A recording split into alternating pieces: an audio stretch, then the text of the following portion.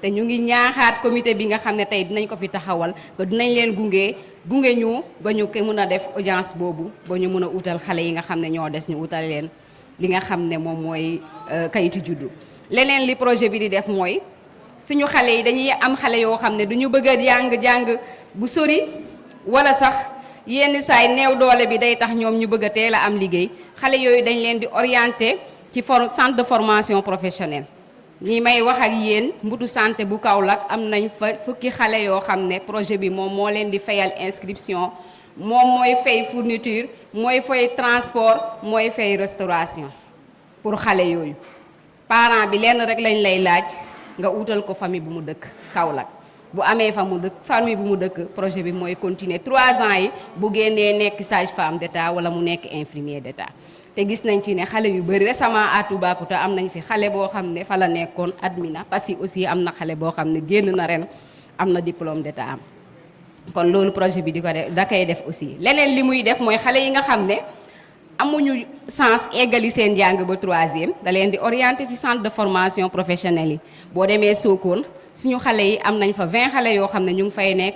di jàng di def transformation yenn ñaa ngi def couture restauration bâtiment ak électricité loolu itam suñu projet da koy def. yemul foofu dañuy organiser ay cours de vacances dañuy organiser aussi ay centres aérés dañuy organiser ay sorties pédagogiques pour suñu xale yi waaye dañuy def aussi ay panels sur l'enseignement supérieur te ñu xale yi nga xam ne am nañu bac war a dem université te amuñu moyen jënd téléphone projet bi aussi day jënd ay téléphone may ko xale yu jigéen ñooñu nga xam ne dañu war a dem université loolu suñu projet da koy def mais yemul rek dañuy def ay sensibilisation dañuy def ay rencontres avec les parents di laal ci gox-goxaat yi di waxtaan ci njàng xale yi jigéen ñi di def ay ci li may tënk rek li nga xam ne moom la projet bi di def waaye kar moom mu may fàttali ne fàtte naa yaay yi parce que bu gungee doom war a gunge yaay yi aussi dañ leen di gunge ci ay activités génératrices de revenus actuellement ñu ngi accompagner 950 yaay yoo xam ne ñu ngi leen di jàppale ci formation en couture ñu ngi leen di jàppale ci teinture ñu ngi leen di jàppale ci saabu madar eau de javel lépp yaay yooyu projet bi moo leen di jox matériel bi yëpp ne leen bénéfice bu ngeen ci am na demaat ci njàng xale yi parce que projet bi motewul dajul ñëpp te maa ngi leen di ci 17 communes la ñu nekk di accompagner 878 kon ñaata xale ñoo des moo tax ci yaay yi la ñu jaarale activité yooyu pour jàppale ñeneen ñi nga xam ne dañoo des ñu jàppale leen doom yi ñu mun a dem école des ca école ba màgg ca école ba réussir ca école ba mun a ñëw jàppale seen mbokk jàppale seen bopp jàppale seen askan. loolu moo tax a jóg programme bi ñuy wax Nos Sœurs à l'école Nos Sœurs Leaders nag dama ci cof tuuti parce que xam naa ne Kaarang kenn du fi présenté ci Nos Sœurs Leaders nekk na projet boo xamante ne mu ngi intervenir ci lycée bu Sokone ak ci lycée bu Kaarang moom day topp xale jigéen ñi nga xamante ne ñoom ñoo nekk première di leen di defal ay formation gannaaw ñun bi ñu leen gungee ci côté social ñun bu ñu ñëwee ba première ñoom dañuy continuer ak xale yooyu dëgëral leen won leen ñoom ñooy kan ànd ak ñoom gunge leen ba ñooñu mën a réussir am seen bac waaye itam bu boobaa ñu mun leen a jàppale ba ni ñuy def ba taxawu seen bopp ba mën a seen bopp waaye itam ràññeeku lool ci fépp foo xamante ne ñoo fa nekk. loolu mooy ñaari programme yi nga xam ne Women's Global Education Project bu Sénégal mu ngi koy liggéey di ko liggéey ci département bi yëpp. loolu nag suñ ko mënee tey am ay résultats yu mucc ayib duñ ci ñàkk gërëm ñi nga xam ne ñoom ñooy chef d'établissement yi. ñu ngi leen di sant di leen gërëm ci collaboration bi di sant bu baax IEF di sant sous-préfet parce que moom mun nañ ne activités yu ñuy def ñoom dañuy encourager dañuy gunge ci lépp li nga xam ne ñu ngi koy def kon mënuñu dem sans président CODEC yi ñu ngi leen di tàllal loxo di leen ñaan ngeen gunge ñu ànd ak ñun ñu àndandoo pour réussite jigéen ñi waaye réussite ñëpp góor ak jigéen loolu la ñu bëgg ñu ngi leen di sant di leen gërëm di leen jaajëfal bu baax a baax ngeen may ma présenté ñi ma àndal sama góor bu baax Karamo Sarr moom moo ci programme Nos Sœurs à l'école la bokk moom mooy directeur technique programme Nos Sœurs à l'école maa ngi ànd itam ak suñu responsable suivi évaluation ma rappelé leen ne moom aussi ancienne bénéficiaire la ci programme bi recruté ko mu ñëw di liggéeyaat ak ñun am nañ ci Kaarang mën naa fi cité Khady Ndong moom itam ancienne bénéficiaire programme Nos Sœurs à l'école la léegi mu ngi liggéey ci ONG bi waaye am na keneen ku ñuy wax Khadijatou Faye programme bi gunge ko moom itam assistante la ci programme bi kon programme bi moom ci boppam day bëgg gunge xale bi bu wëñeeku si waatee bu soxlaa du ko wëri feneen waaye da koy jëlaat ci ñi nga xam ne ñoom la jàppale kon loolu moo nekk li nga xam ne ñun ñu ngi koy liggéey di ci ànd ak suñu partenaire di ci ànd ak suñuy relais di ci ànd ak suñuy marraine di ci ànd itam équipe bi nga xam ne ñoom ñoo liggéey ci programme bi ak képp kuy autorité chaque année da ngeen di gis ne mairie bu ci nekk dañ fay yóbbu suñuy rapport présenter leen activités yi nga xam ne moom la ñuy liggéey waaye itam partager ak ñoom suñu plan d'action kon loolu moo nekk li nga xam ne def nañ ko ci département di jaajëfal ñëpp di sant ñëpp di gërëm ñëpp. Mon global je pense que bu ñu waxee ba pare sax ñun dinañ am problème pour mun a dérouler mais quand même il y a une présentation qui va venir après peut-être là nous allons revenir largement par rapport à les activités que nous menons. Vraiment ñu ngi nuyu ñëpp di rafetlu aussi forum bi parce que c'est une occasion quand même d'échanger par rapport aux partenaires et partenaires techniques, financiers, mais aussi pour ñu mun a xamante entre partenaires parce que je pense que quand ils ont décliné le programme il y a beaucoup de similitudes yoo xamante ne ñu ngi koy def en parlant des logements. Je rappelle que on a logé les étudiants de JINAC à Dakar. Nous ñoo leen loué woon benn appartement, ça fait des années. En parlant aussi de...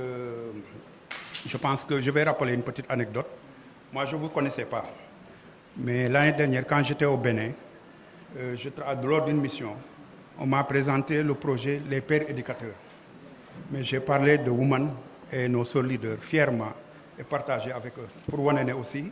il y a un projet un peu pareil qui intervient dans la zone. Donc, je remercie ñëpp. Et je pense que l'occasion après, on va revenir pour vraiment faire la présentation et partager avec l'Assemblée ce que nous sommes en train de faire dans la... Assalamu alaikum wa rahmatullah. Di nuyu ñëpp xam ne tey teew nañ ci ndaje bi di jiital ci nuyu monsieur le maire des communes de Karang et de Toubacouta di féliciter le maire de Karang pour cet accueil, cette organisation et ce décor. Di nuyu l'inspecteur de l'éducation et de la formation xam ne tey monsieur Georges moo ko teewal fi tey di nuyu tout son staff maanaam ñi nga xam ne ñoo ànd ak inspecteur ñu ngi leen di nuyu di leen sant waaye bu ñu koy amee yàlla moom moo ñu jàppale ñu am partenaire bu mel ni mais aussi maire yi def seen contribution. Et par la même occasion je tends la main à monsieur Ndiaye parce que xam naa lu muy def ci arrondissement bi daje nañu si ay inauguration fekk naa ay rencontres yoo xam ne si activités yu muy déroulé sur l'éducation. Donc monsieur Ndiaye ñu ngi lay invité nga dugal sa loxo si forum yi mel nii parce que lii réflexion moo ko indi réflexion boo xam ne tey c'est Sénégal moo jël un projet d'éducation maanaam fu ñu war a dem ëllëg suñu ëllëg Sénégal nan la ñu war a def ba ñu am ay xale yoo xam ne ëllëg du ñu nekk des scientifiques parce que am nañu pétrole am nañu gaz am nañ des ressources minières yoo xam ne ëllëg koo xam ne jàngul mathématique jàngul technologie doo ko mën a exploiter te bu ñu jëlul suñu motuwaay boobaa dañuy dem di jël ay américain wala ay japonais wala leen li ñu liggéey suñu doom yi di yéen ay saabu donc loolu procédure boo xam ne nag pour ñu mën ko bañ lii moo ko mën a dindi jàngale lu ñuy wax mathématique technologie bi ci classe yu ndaw ndawaan yi ba ëllëg ñu mën a am ay des scientifiques loolu moo doon taxoon ñu def ay forum yi waaye ñu constaté aussi xale yu bëri dañu jàng ba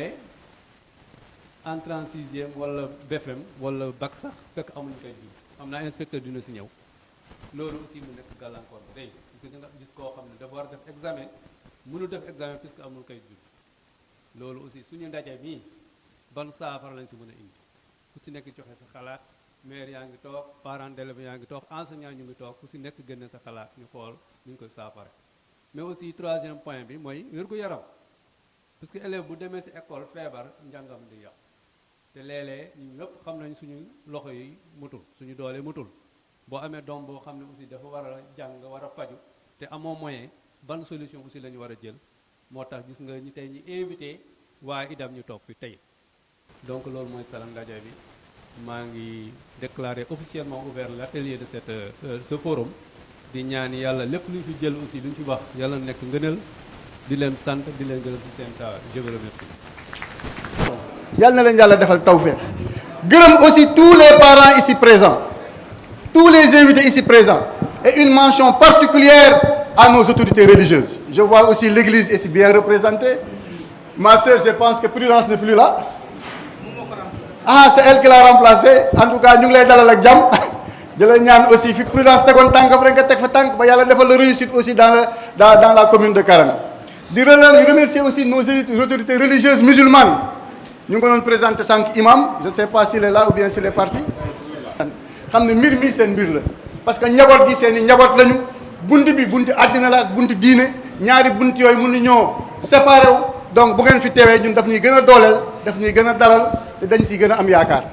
donc loolu daal laa bëggoon am pour gërëm ñëpp mais nag dina am ay invités yoo xam ne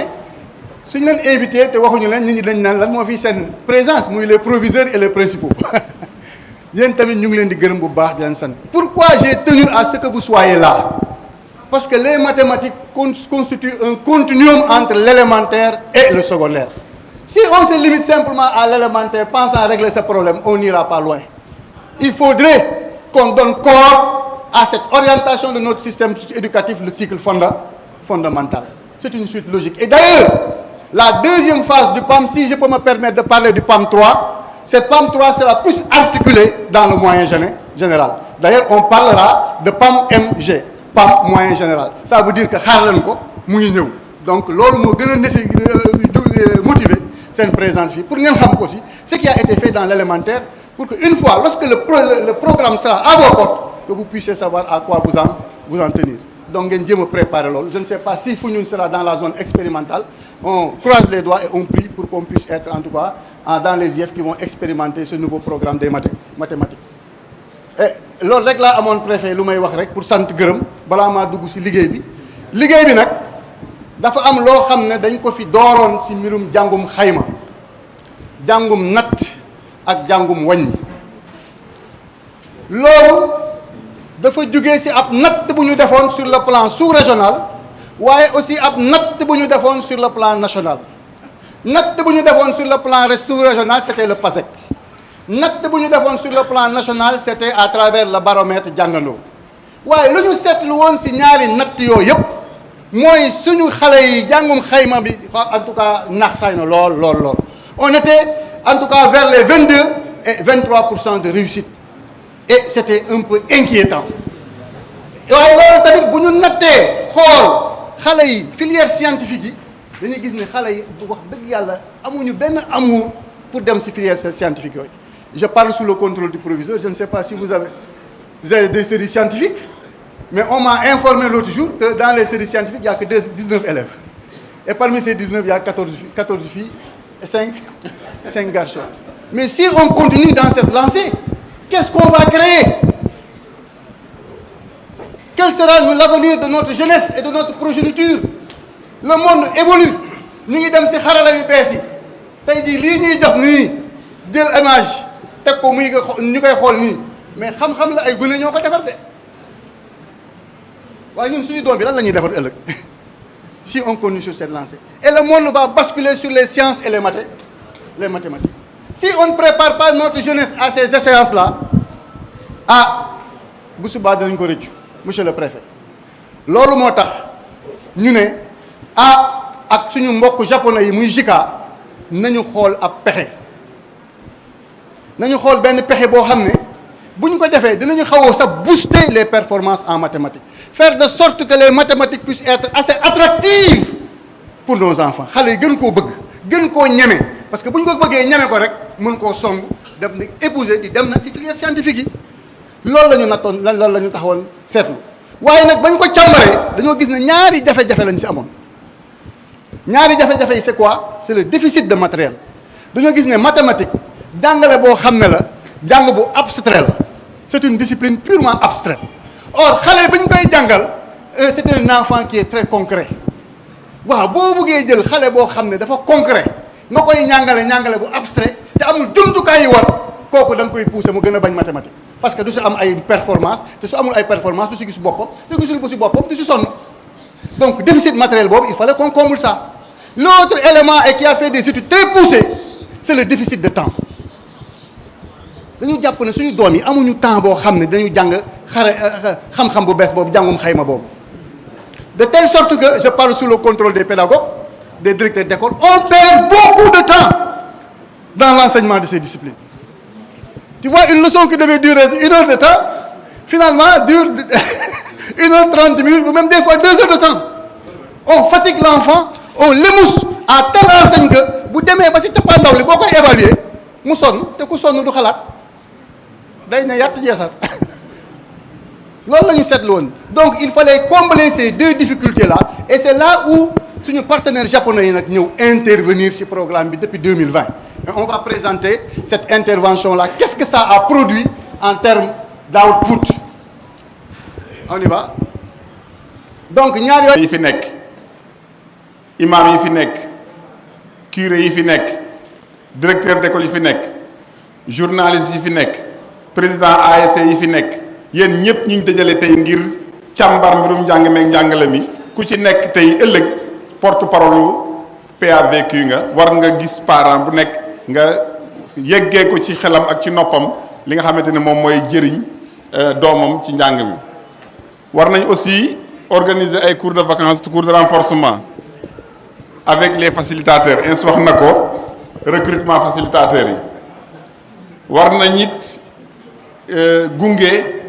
école bi mu mun a reproduire photocopier documents yi nga xamante ne moom lay def muy ay composition muy cahier d'exercice ak lu mu munti nekk post test yeeg pré test yépp war ngeen cee gunge ñi nga xamante ne ñoom ñooy waa école bi ngir ñu mun a doxal loolu lépp nag boo ko defee organisation évaluation yi composition yi aussi wax naa ko léegi appui à la confection du matériel inspecteur wane na fi léegi matériel bi nga xamante ne moom la ñuy defar micro bi defe naa ne voilà batterie bi dafay waaj a jeex tàggat suñu xale yi boobu ñu mën am xam-xam xarale boobu japonais bi génnee portable suñu doom génnee portable bu mel ni bu japonais bi japonais ñaari façon la wala chinois la ñuy wax chinois bi lañ leen doon wax bu ma jëndal daal chinois de bu ma jëndal matériel chinois de chinois ñaari matériel la am benn bi muy jaay dëkk yu ndóol yi ak benn bi muy jaay dëkk yu riche yi chinois dafa mun liggéey de mais dafa méngale liggéeyam ak poosu ñi muy liggéeyam bu dee poosu sénégalais la mu defal la loo xamante ne lu mu la indil rek di nga ko mën a jënd waaye boo ko solee ñaari yoon rek mu dem yoonam mais la mu yóbbu Amérique bokk rek mu indi Sénégal waaye loolu nag dañuy toog rek suñu doom yi di ñuy xoolee ñun xoole nañ boo ñoom raw nañ ñun dañuy bëgg bàyyi suñu doom yi ñoom ñuy xoolee ba seen doom yi raw suñu doom suñu sët yi ñëw ba seen sët yi raw suñu sët yi fuñ fan lañ jëm te réew am na tool foofu am na benn néeg ñëw naa voilà da ngay wàññi voilà c'est bon dellusiwaat ci Kaarang monsieur le maire ñu ngi jéggalu ci vraiment kii bi kii yee bëri présentation yi sala yi ñoo bëri moo tax boo ñëwee Kaarang aussi gis nañ ne wax dëgg yàlla école yi directeurs yi jàngalekat yi ak ñi sëq école bi yépp ay jàmbaar lañ lool ndax résultat yi baax na monsieur le préfet presque benn école rek moo ci am 50%.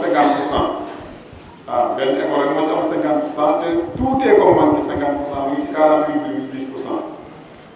bu ko defee nag askan wi nañ gën a taxaw gën a góorgóorlu ngir gunge. pour jëm ci kooku bu ëllëgee nag bu xale bi demee nag bu góorgóorlu yàlla dimbale ko mu dajee ku mel ni mbàcc wala ku mel ni benn mu dimbale ko ba mu am kayit xale bi di daw di jóg ak daanu ba nekk ingénieur nga taxaw naan ay sama doom ji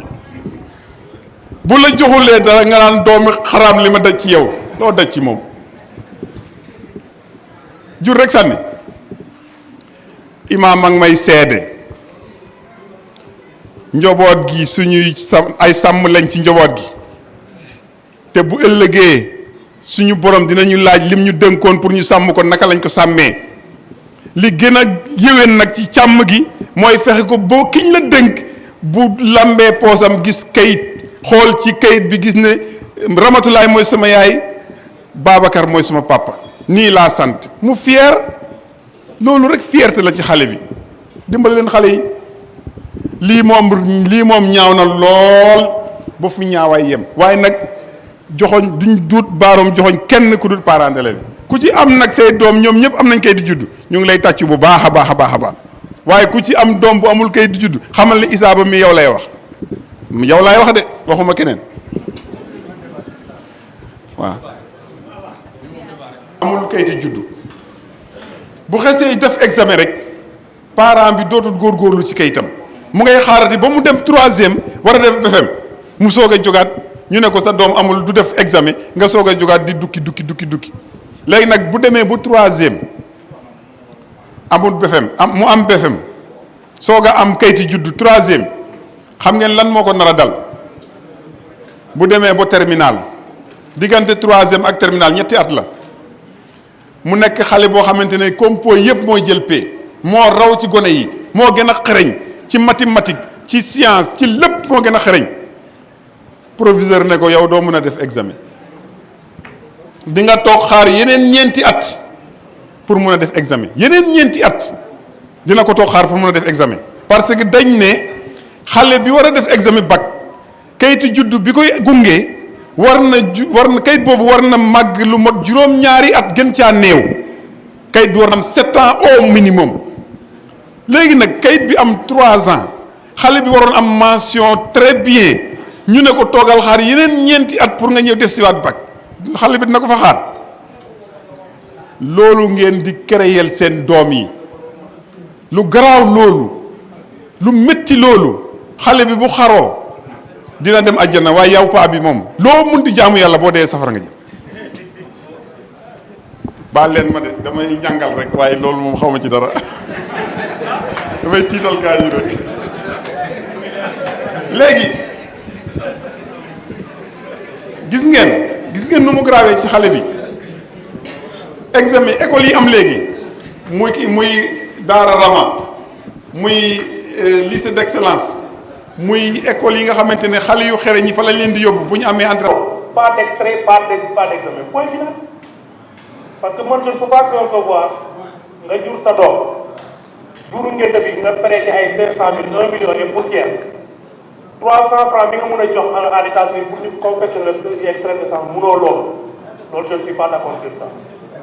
asalaamaaleykum wa rahmatulah. sous-préfet ak inspecteur nuyu naataango yi fi teew yëpp man li may wax ci wàllum extrait de naissance yi foog naa ne xëy na ni ñu nekk ci wàllum santé ci wàllum wér-gu-yaram ba nga xam ne jigéen yëpp fa la ñuy amee doom li ci ëpp foog naa ne fii ci district sanitaire bu Sokone foog naa ne extrait de naissance maanaam fiche de certificat d'accouchement c'est gratuit dans le district de Sokone depuis que bañ fi nekkee ba léegi képp ku am doom dañ la ne boo amee doom boo delloo say kayit sage-femme bi da lay bindal gratuitement sa certificat d'accouchement mais ñenn ñi dañuy jox certificat d'accouchement bu ñu demee dañ koy denc ñenn ñi aussi duñ ko jël si muy loo xam ne effectivement jafe-jafe la waaye nañ xam ne fii ci district Sokone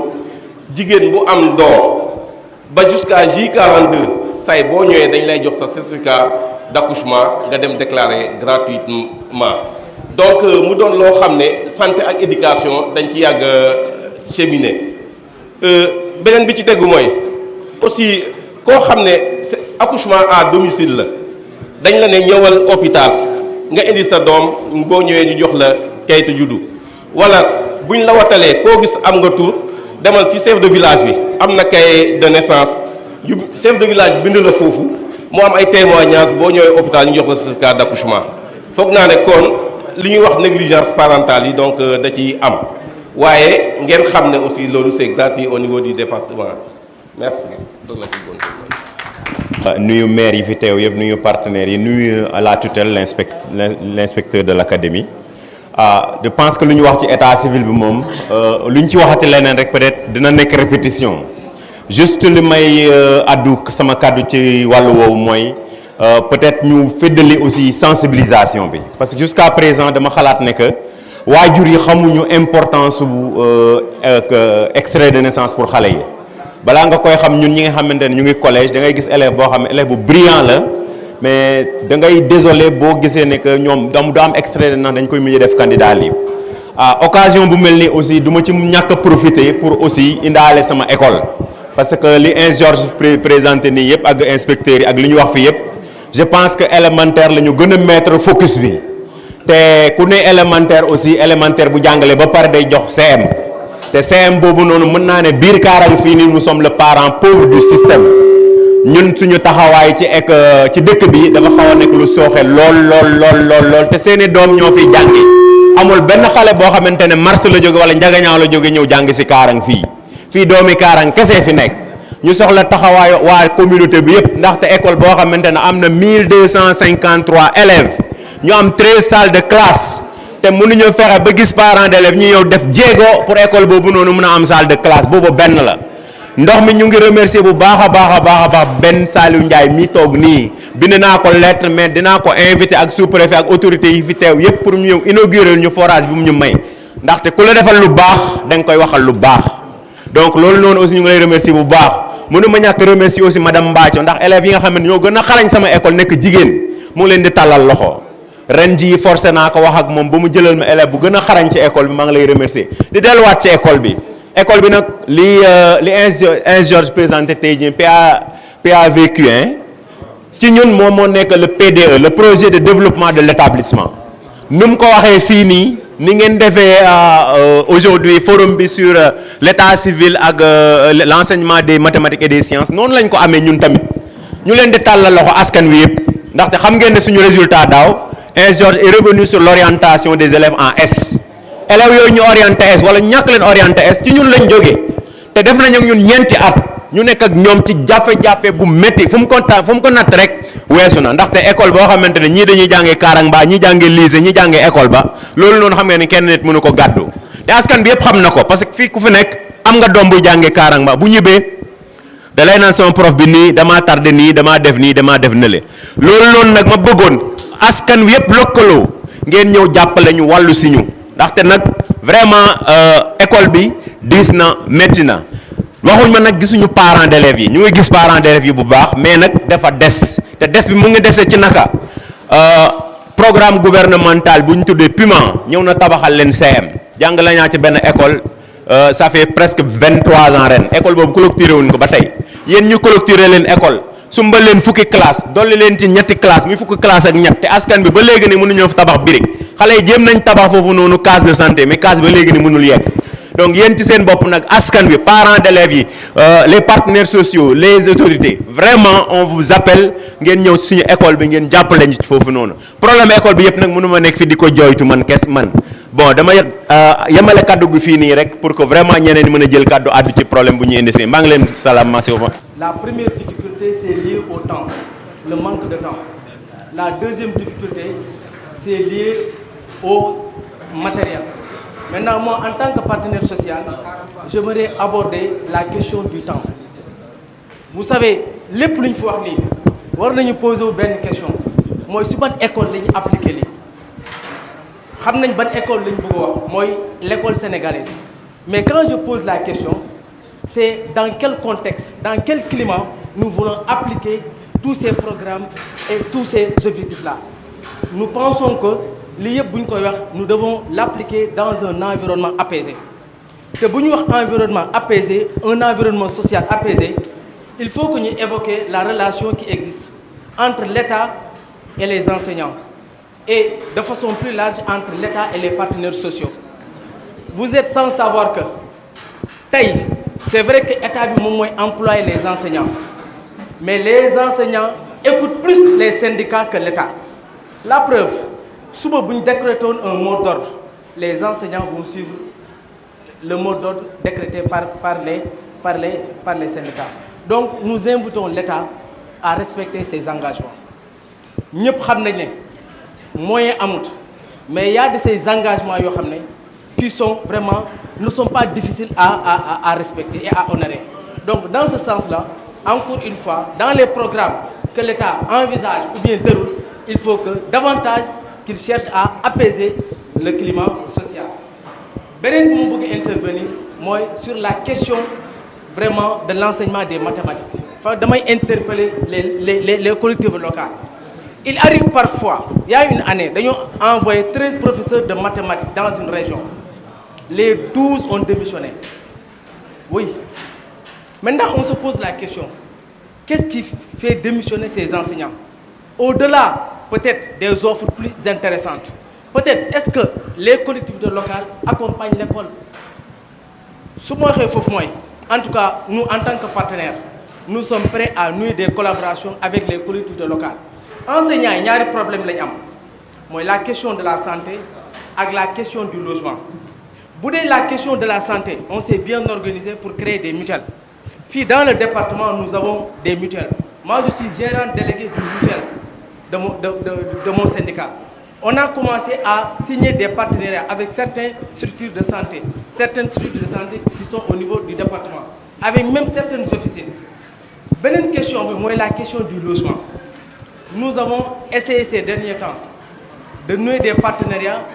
dans le domaine de la coopérative avec les collectivités locales. Et on aimerait que les collectivités locales qui sont dans la région de Fatick, dans le département de Foundiougne, ne soient pas en reste. Cela veut dire quoi? Partout vous entendez parler des cités des enseignants. Pourquoi ce bel exemple-là ne peut pas être reproduit dans le département de Foundiougne? En tout cas, c'est des projets intéressants et nous sommes preneurs. C'est parce que l'environnement, je l'ai dit, n'est pas propice. L'environnement est hostile. Quand on dit coopérative pour des logements, il y a un terrain. Mais juste des partenaires, on est prêt à acheter des terrains et à les viabiliser. Par rapport à l'état civil, Cheikh bi wax ne affaire bu yéeme la parce que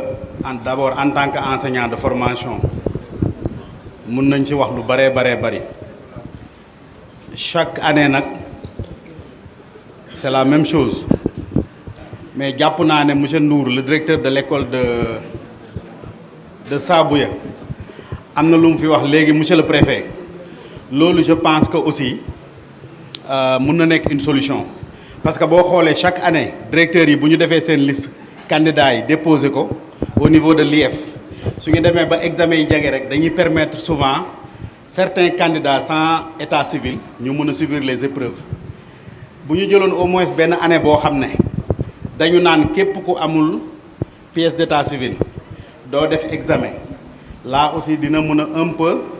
c'est vrai que dina endommager un peu yenn élèves yi mais te ñoom nekkuñu responsable seen ñàkk googu ñu ñàkk ay kayit mais aussi ça va pousser les parents à ce que ñu wutal seeni doom kayit parce que la déclaration elle est gratuite au niveau de la collectivité locale tey jii xale bi su juddoo comme nu ko ICP waxee sànq sage-femme bi jox ko certificat d'accouchement su ñëwee à la mairie la déclaration elle est gratuite du ci fay dara su bëggee benn copie extrait lay fay benn timbre bu 300 francs mais loolu kay yaakaar naa warul am problème mais lu ñuy seetlu fii à chaque fois mooy que chaque année communes yi tribunal dañu organiser benn calendrier boo xam ne communes yëpp pratiquement la ñuy def mais soo jëloon nous sommes au mois de novembre nga organiser audience fii Kaarang nga am pratiquement 200 dossiers soo demee ba mois de décembre nga organiser waat audience soo moytuwul 500 dossiers ngay am Cheikh bi wax na ko léegi aussi conditions yu collectivité locale yi di def en collaboration avec le tribunal départemental ba organiser audience ba jour audience ba am na ñoo xam ne tayal kese wala bañ a bàyyi seen activité économique mooy tax du ñu ñëw taxaw mais loolu aussi beneen affaire la te l'enfant n'a pas demandé à naître. Il y a une lourde responsabilité qui se pèse sur nos épaules en tant que parents kenn ku si nekk na ko bàyyi xel loo xam ne soo ko amul sa njàng du mun a continuer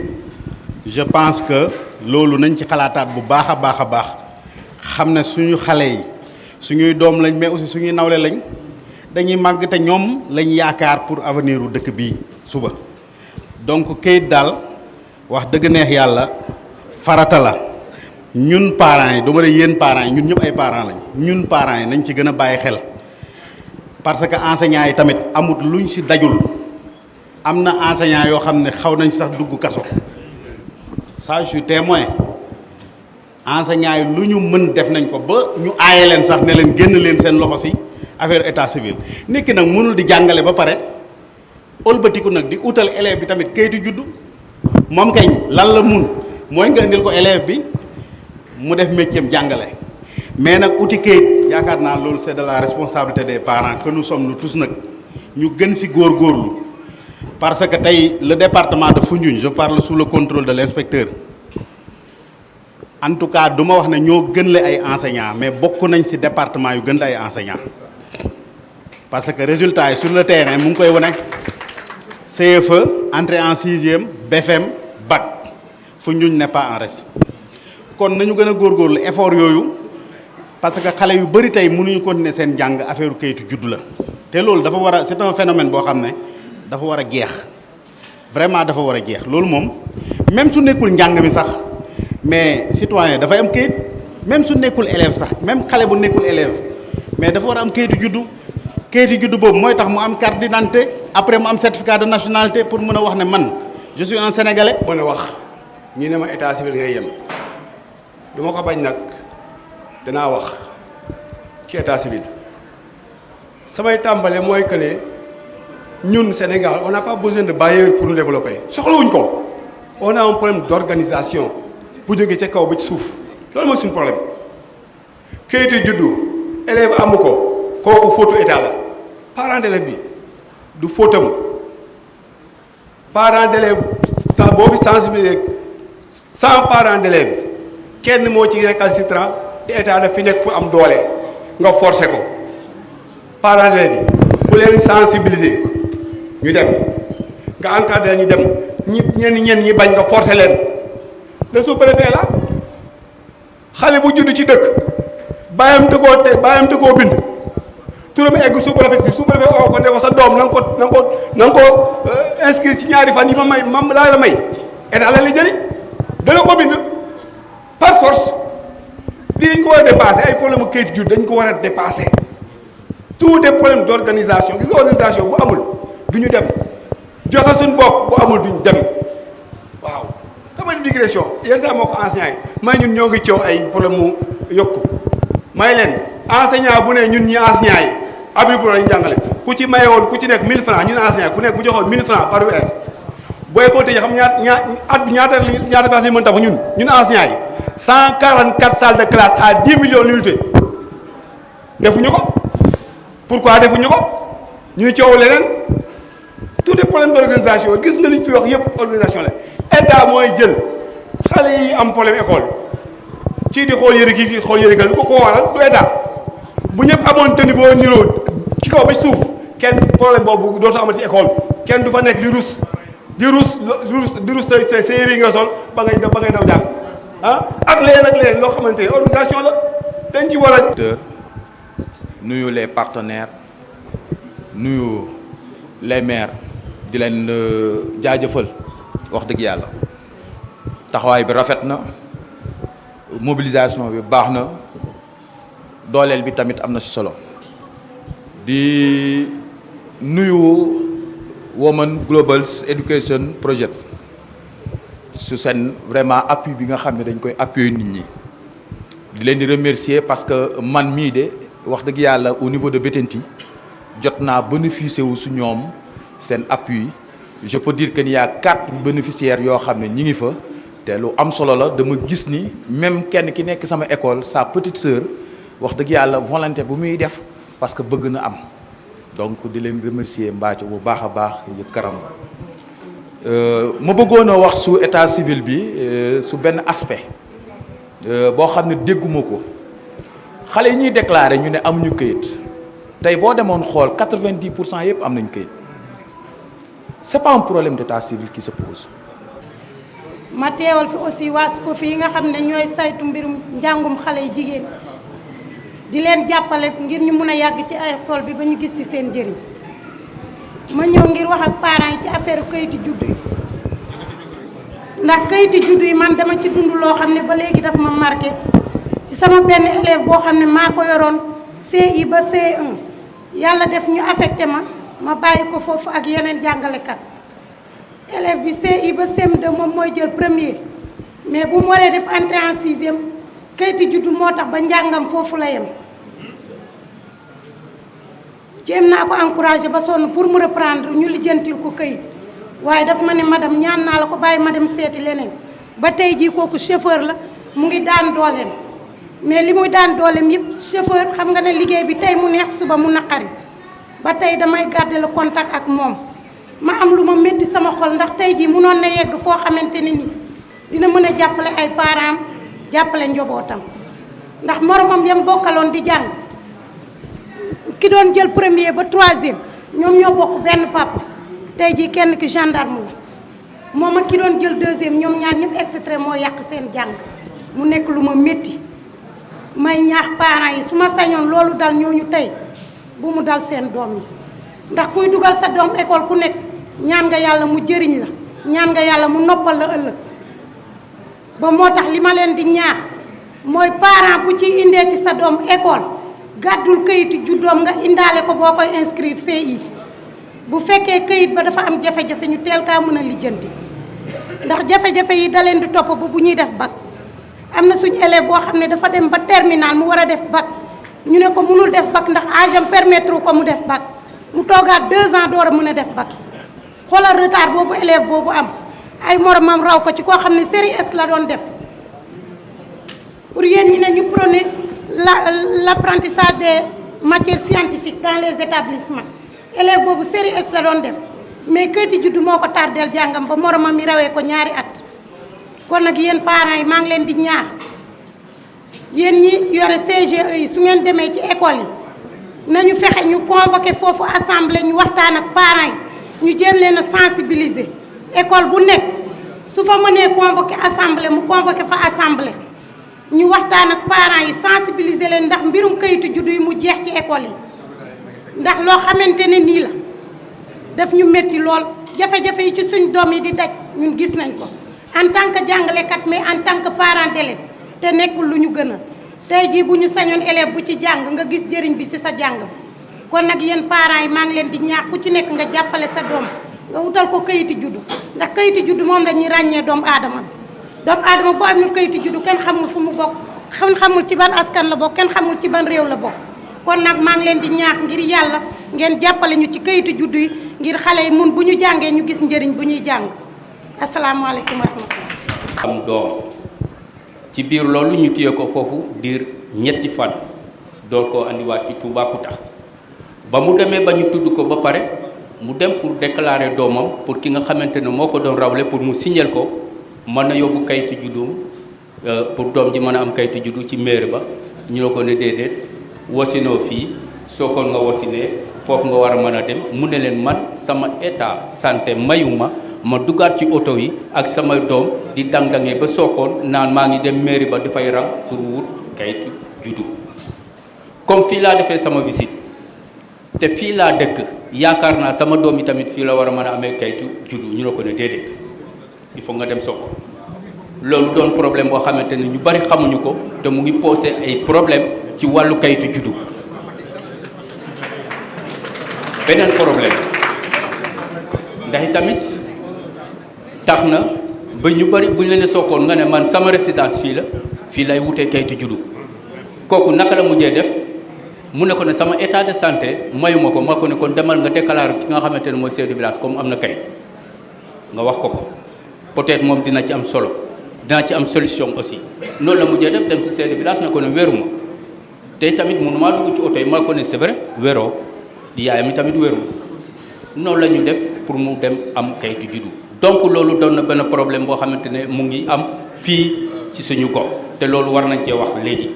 ndax ki nga xamante ne Toubacouta la dëkk nga ne ko ne Sokone ngay am jee kayitu juddu wax dëgg dina doon beneen impact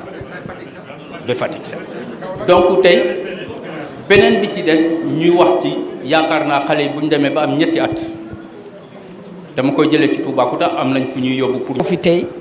ñu ne état civil dafa mel ne dañuy interpeller les collectivités territoriales la may wax ci état civil mooy li ci laxasu dafa bëri te le problème est difficile à gérer. Premièrement, su ma jëlee le cas de Kara moom cas bu particulier parce que le cas de Kara est polarisé par des quartiers. Le problème n'est pas là-bas. Mais nous autres à Toubacouta, commune bi nga xam ne c'est polarisé par des villages qui sont dans la brousse, des villages qui sont dans les îles. Li ma ci njëkk a wax mooy d'abord une sensibilisation premièrement parce que da ngay gis benn dëkk jigéen bi wasin ñu attribuer ko certificat d'accouchement ICP bi wax na loolu pour nekk les postes de santé yëpp amul kaya dañ koy def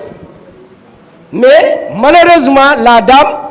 peut-être que le mari a voyagé wala peut-être que moom aussi il a une méconnaissance de l'importance de l'état civil femme bi day gàddu certificat d'accouchement mu gàddu ko soigneusement croyant que moom mooy état civil xale bi dem ba dugg école CI directeur wala maître na ko indi ko maître bi na ko indi kayitu juddu xale bi mu gàddu indi la certificat d'accouchement gis naa ci ay cas sama dëkk ci boppam léegi te déclaration pour mu mën a am état civil au niveau de la mairie il faut que le certificat d'accouchement n'excède pas 12 mois bu demee ba 1 an nag il y a une autre. CE2 presque ba 3e amuñu kayit judd li ko waral rek peut-être que benn cause la ba ñuy wax les conséquences il faut parler des causes tey bu ñu wax audience foraine ak di partenaire mais lan moo ko waral parent bi moo deful son rôle parent d'élève boo xam ne am nga sa doom mu dem ba war a def examen amul kay juddu loolu c'est la faute du parent kenn mënul incriminer la mairie ou bien le sous-préfet ou bien l'inspecteur mais c'est le parent qui n'a pas joué son rôle maanaam boo amee sa doom mais état mënoo la imposer nga wutal kay juddu amuñu benn prérogative pour imposer le parent pour mu am kay juddu doom loolu mënuñu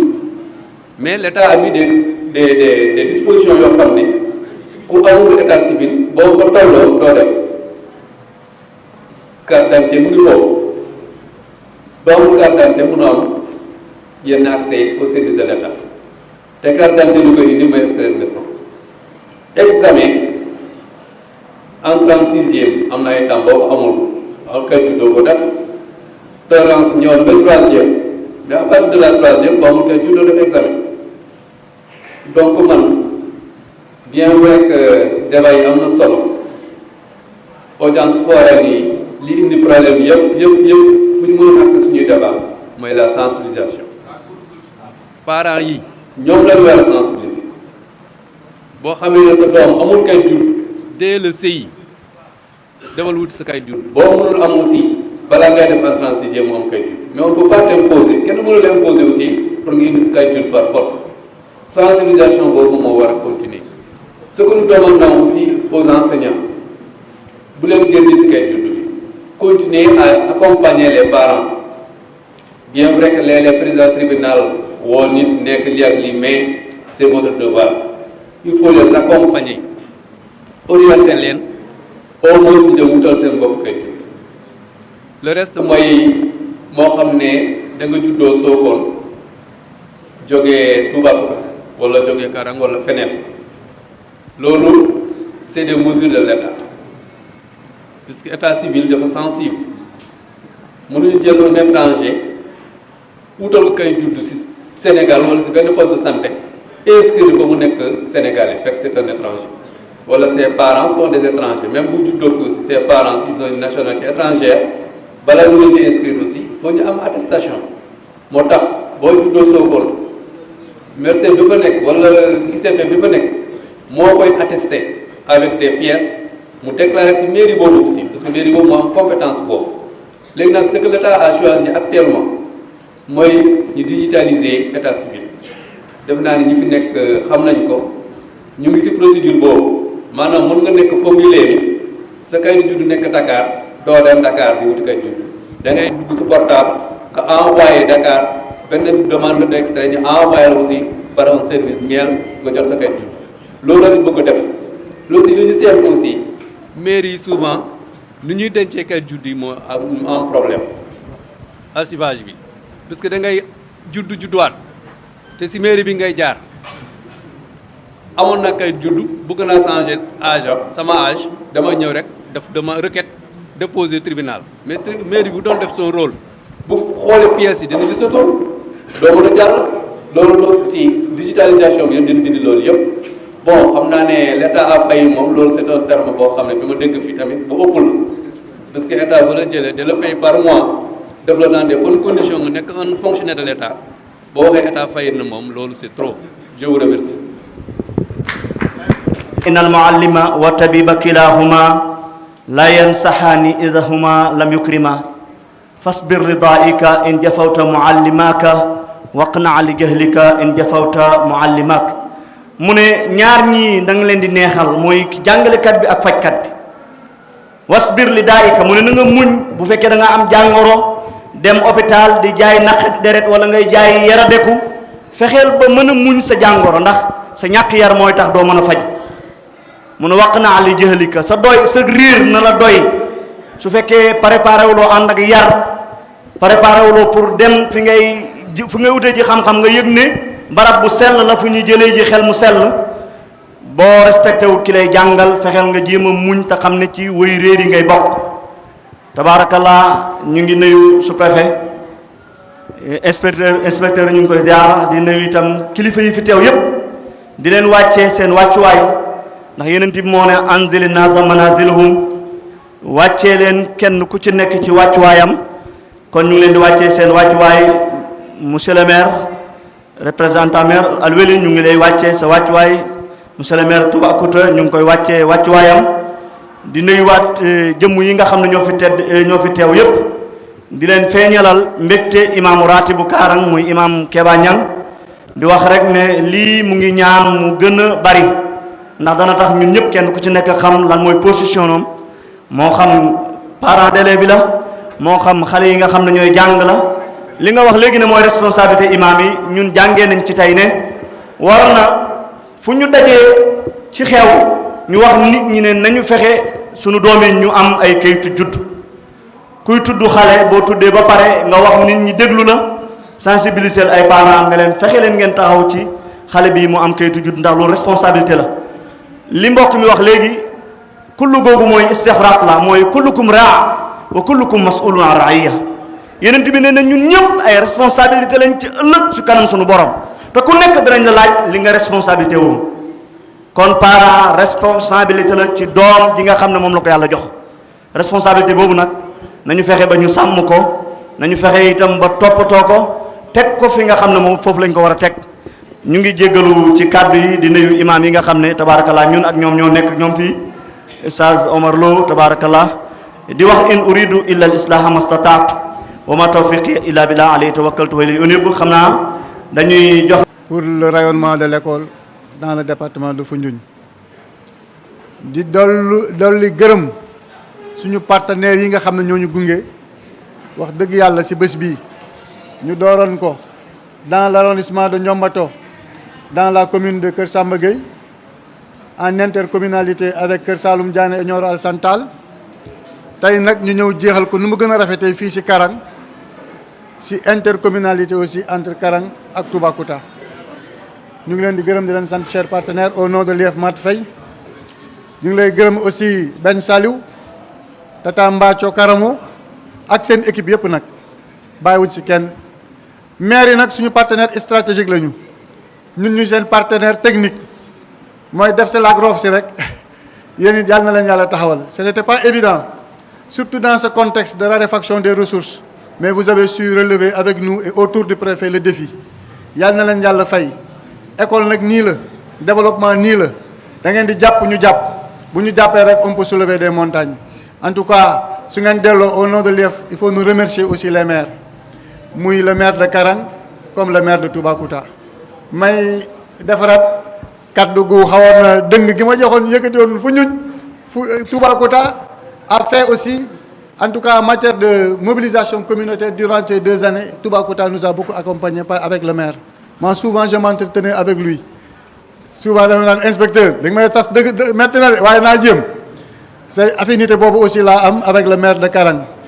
muy le maire Diop par le truchement de Bëgg Baay moo ma ko présenté woon fële sa fu ñun mu doon aussi ku jovial ku ouvert ku tatillon yàlla na leen yàlla jàppale. yéen bii yàlla na si yàlla téye c'est difficile mais yàlla na leen yàlla jàppale. di gërëm surtout les présidents de CODEC et les principaux qui ont été là les professeurs mon ami le grand syndicaliste que je retrouve aujourd'hui vraiment ñu ngi leen di gërëm si taxawaay bi. seen taxawaay mucc na ayib waaye yàlla na ko yàlla ful mu doon ay résultats ba ngeen bég si ba seen ay enseignants gis seen bopp élèves yi gis seen bopp donc su ma remercier ñoom rek ñëmee si naa ñëpp. di remercier surtout aussi UDAM pour l'accompagnement. On était hier ensemble, aujourd'hui on se retrouve et on a besoin de ça, de ce dialogue entre la santé et l'éducation. Et vous êtes censés en tout cas consacrer cela à travers l'enrôlement de nos élèves, en tout cas dans la CSU. gërëm aussi le président de CODEC de Toubacouta bu ñëw fekk ci naataangoom aussi de Bitenti mon ami que j'appelle aujourd'hui le grand imam de Bitenti l'imam ratib. Donc ñu ngi gërëm partenaires yëpp di gërëm directeur d'école yëpp di gërëm les chefs religieux et les chefs coutumiers ici présents ñuy gërëm jàngu bi à travers la présence de sœur nan la ma sœur c'est comment le nom hein sœur Ève. waaw yàlla en tout cas on va discuter, on va aussi vous tendre le bras la main du partenariat, d'un partenariat innovant et gagnant comme on a eu à le faire avec sœur Prudence. Donc di gërëm ñëpp di gërëm nag surtout suñu doyen yi mu fi seen muy doyen Sonko et doyen Sow, doyen Goudiaby, le grand président, le grand président. Ils sont toujours à nos côtés, bien qu'ils fassent valoir leur droit à la retraite, mais leur amour nous accompagne toujours.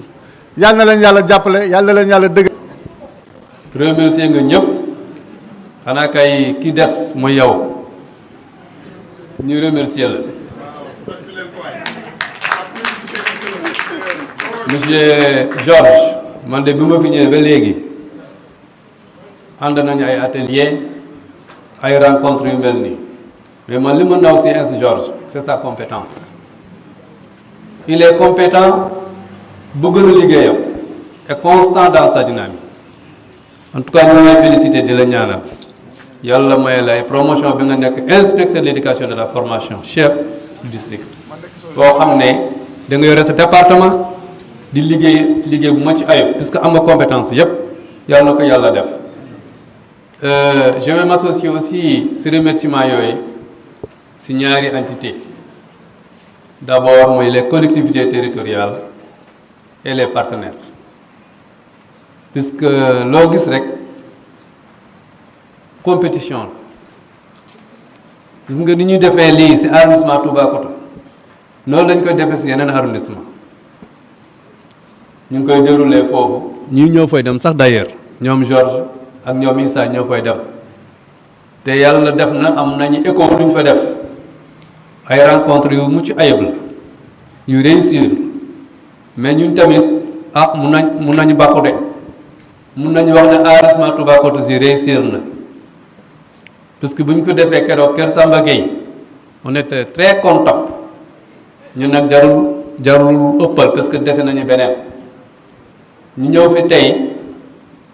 d'abord li ma njëkk a frappé mooy cadre bi tey fu ñu recevoir cadre boo xam ne dafa mucc ayib large féex